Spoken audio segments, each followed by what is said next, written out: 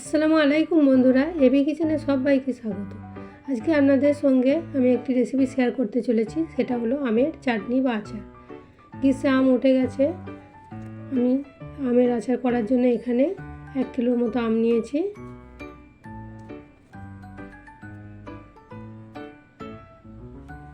আমগুলোকে বেশ ভালো করে ধুয়ে ছিলে নিয়ে আমি আমের গ্রেট করে আচার করব।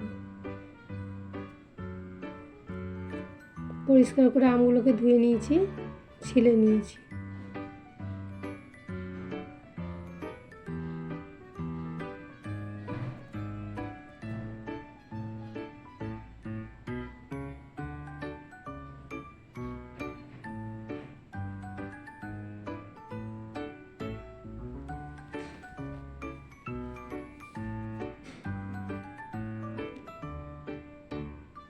আমগুলো আমার ভালো করেই গ্রেট করা হয়ে গেছে। এখানে আমার আমগুলো আটি হয়ে গেছিলো, ওই জন্য অনেকটাই বাদ গেছে।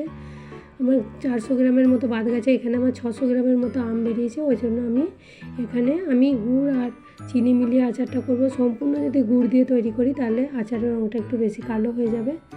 এখানে আমি 400 গ্রামের মতো গুড় নিয়েছি আর 300 গ্রামের মতো গুড় নিয়েছি আর 100 গ্রামের মতো চিনি নিয়েছি, মোট 400 গ্রাম নিয়েছি।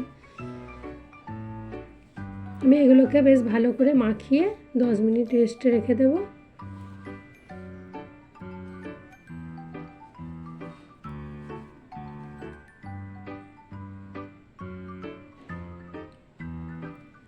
মাখানো হয়ে গেছে, আমি এবারে 10 মিনিট চাপা দিয়ে রেখে দিয়েছি।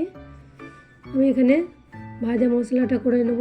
1 চামচ মৌরি নিয়েছি, 1/2 চামচ গোটা জিরে, 1/2 চামচ মেথি, গোলমরিচ 1/2 চামচ আর জোয়ান নিয়েছি 1/2 চামচ। এগুলোকে আমি একটু হালকা গরম করে নেব, নাড়াচাড়া করে। ঠান্ডা হয়ে গেলে মিক্সিতে গুঁড়ো করে নেব।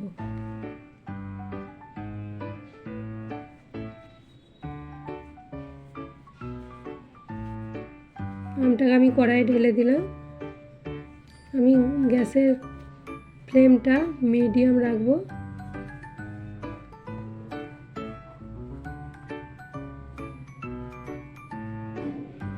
বেশ কিছুক্ষণ ধরে হবে।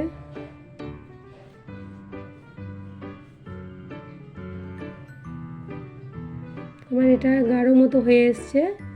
এবার আমি এখানে দিলাম সাদা লবণ 1 চামচ, বিট লবণ 1 চামচ, কাশ্মীরি লঙ্কা দিলাম 1 চামচ। এটা দিলেও হবে, না দিলেও হবে, কিন্তু আমি কাশ্মীরি লঙ্কাটা দিয়েছি আচারের কালারটা খুব সুন্দর আসার জন্য। আর যে ভাজা মশলাটা করে রেখেছিলাম সেটা 1 চামচ দিয়ে দিলাম। সবগুলোকে বেশ ভালোভাবে মিশিয়ে নেব। এবারে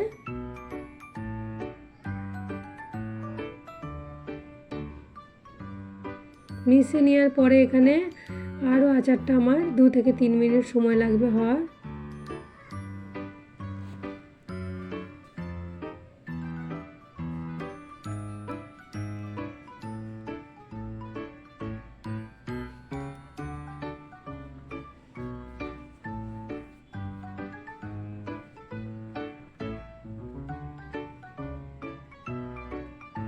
এই আচার বা চাটনিটা আমি করেছি ভিনিগার দিইনি, সেই জন্য আমি এটাকে বাইরে রাখবো না, ফ্রিজে রাখবো। 2 থেকে 3 মাস থাকবে।